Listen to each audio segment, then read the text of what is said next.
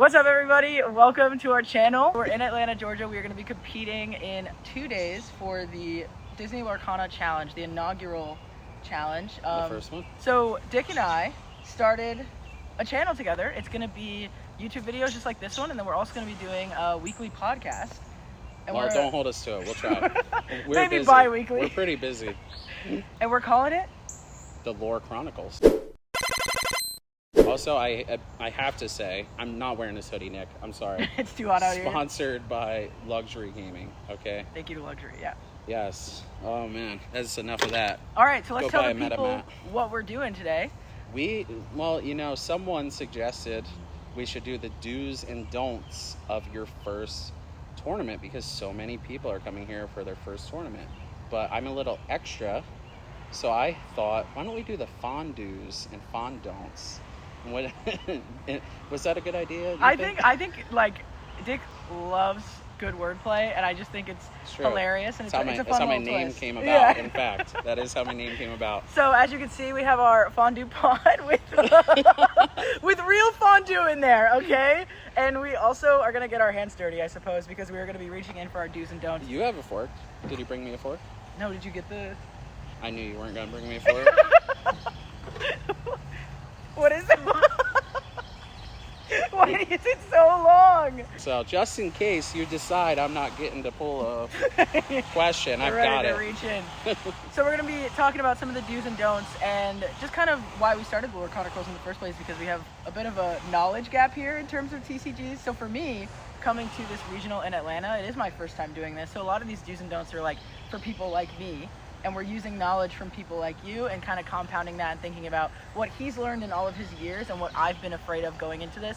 And hopefully this can help some of you guys out going into your first tournament. We have 30 years between us, 29 and 1, but we have it's 30. not even one yet. It's one in September. I thought we round up, you know?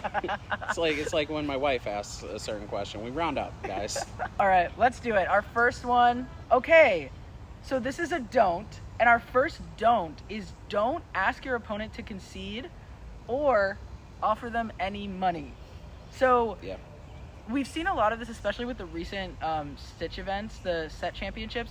People were asking their opponents if they wanted to concede, and then they would offer them to like split the prize. This is not allowed. It's actually against the rules. You cannot ask your opponent to concede. And I believe it's a DQ, or is it a warning or a game loss? So I know the first one's a warning because I never played a card game where you can't ask your opponent to concede. You can't ask your opponent to, like, you can't badger them into conceding. But usually you can just be like, hey man, you're dead next turn. Do you want to just move to the next game? And I got a warning for this at my first tournament. Really? Yeah, and I was at 19. They were at like 1. I'm just like, hey, you want to concede? And we can just like keep going. And the judge just happened to be standing there. And I just didn't know it was an actual rule, so I got a warning for that. All right, next one. Boom, look how easy that is. One hand. Very natural. Lock in your deck list early. This is something you want to do. This is a fondue. Yeah, so, you know, do not stay up till 2 a.m. the night before the tournament trying to debate over 5 different cards. Submit your deck list. Make sure it's submitted online so that you don't mess anything up when you're handwriting them. Submit your deck list. If you could, figure out your deck a couple days before the event so that is basically all your play testing leading up to the event. Deck lists change a lot in like the days and weeks leading up to a tournament. So make sure it's locked in, card count, check all your sleeves, make sure everything is in order because you're gonna need your rest. It's a long day of playing, so don't stay up late trying to figure out what you're gonna do. You're just gonna stress yourself out even more. Yeah, half a percentage point is not worth the cognitive dysfunction you're going to have. Okay, so this is a don't, and this is don't put your hand into your inkwell. This is a really big one. So for us personally, we like to put our ink at the top so then our hand is down towards ourselves. So if we put our hand down, there's no way to really mix from the top and the bottom of the mat. But also, something that you're allowed to do is even bringing something like this, a poker chip, a dice that looks different than your other dice, like something to put on top of your hand when you set it down that is just a marker. What do they call that? Do they literally call it a marker? Something like that to put on top of your hand as well, as for when you set it down, nobody can accuse you of like mixing them, but definitely keeping them separate. And like also adjacent is like, we are now allowed to keep the card that we ink face up until the end of the turn. So taking advantage of that, if you're inking a Rafiki, keep it face up until the end of the turn so you don't forget that you inked something. Don't assume you're going to lose, okay? This is a good one. If you sit down across from whoever you may know from your store that you think is the best player, if you sit down across from, you know, a member of the Forbidden Mountain or any of the other awesome teams that are putting out content, don't automatically assume you're going to lose. Or you probably will. You just probably will. And even on top of that, if you make a silly mistake or something early in the game, don't think you threw the whole game away just from that. It is possible to get back into it. So please just always play to your outs. Always play to your strengths. Don't assume you're ever going to lose. It's a really big mind game. I know that was something with me with the Stitch set championships. Like sitting across from somebody who already had a Stitch mat, I found myself being like, oh, it's over. Like this, I already lost.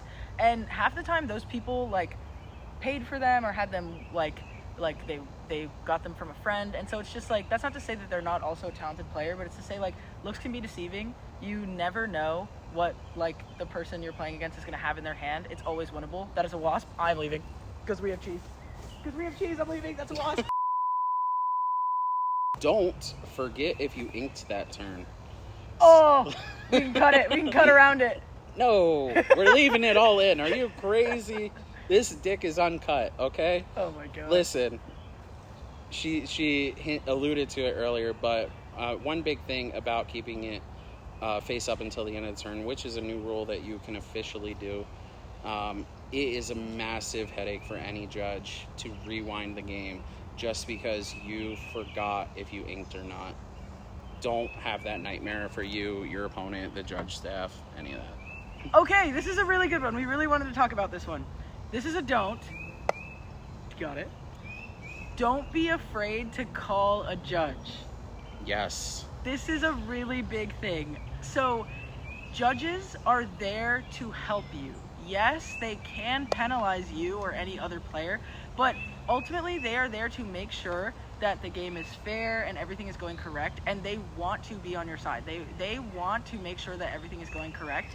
So you don't need to be afraid to call a judge. You also don't, like, because you don't need to be afraid that the judge is gonna like say something to you or be mean to you, but also there's nothing wrong or offensive calling a judge over, and you don't need to be worried about your opponent getting mad at you, you know? If you have a question, call them over.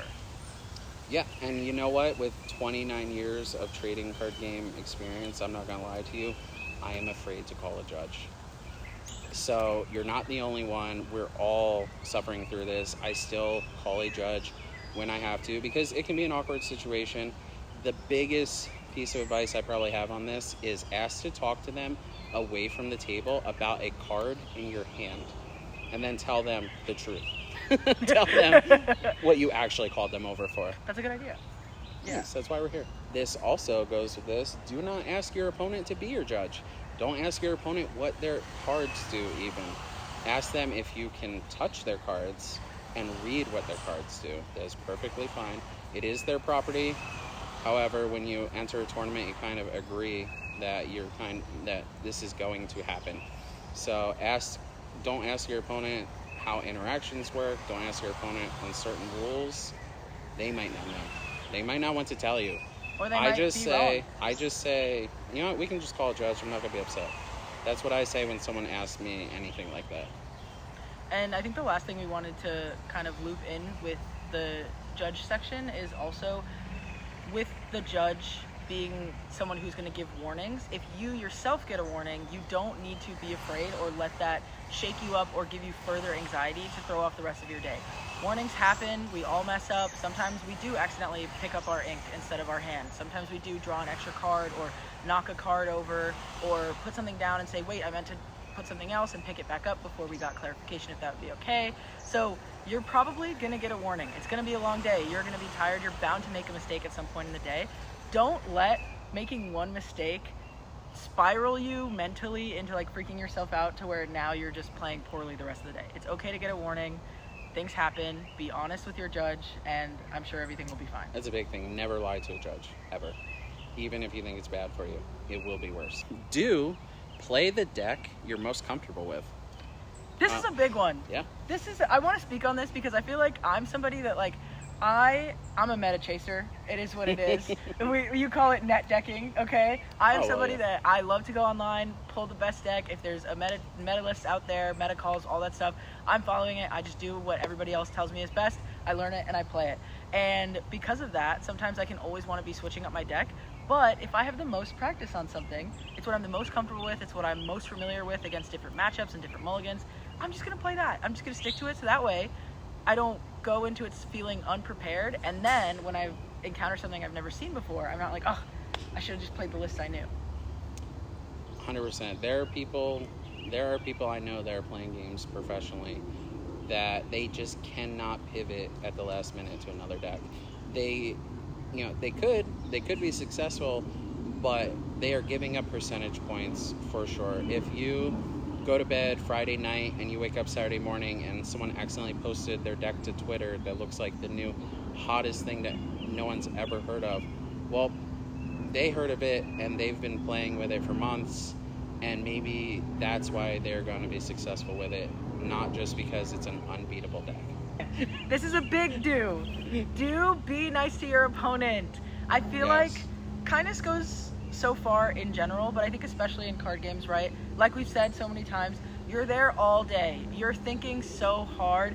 Don't be the guy that's like your opponent has to sit across from, and then it's just like, you know, you're grumpy and you're just like not having any fun. Like at the end of the day, we're here to have a good time, and like being nice to your opponent is going to help you more than it's going to hurt you.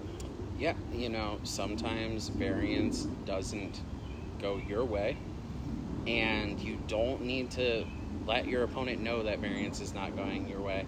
Not only is it not a good look, not only is it going to bring down their experience, they might not even notice variance isn't going your way. They might not know that you drew too many uninkables in a row, and they might not even be paying attention that you skipped an ink for some reason. So, you know, there have been times in playtesting where it's very relaxed, where I don't even realize, like, oh, they missed their 6 ink. They're not going to play Be Prepared next turn. Whereas, like, if I was more engaged, you know, a lot of people are going to be stressed out, to be honest. They're not going to be the most engaged players. So, just kindness is always the answer.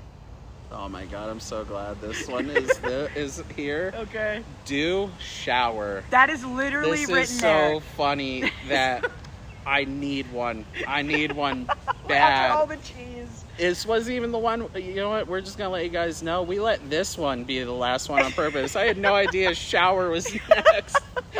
I'm covered in cheese and Please take a sweat shower. and Bring your deodorant with you.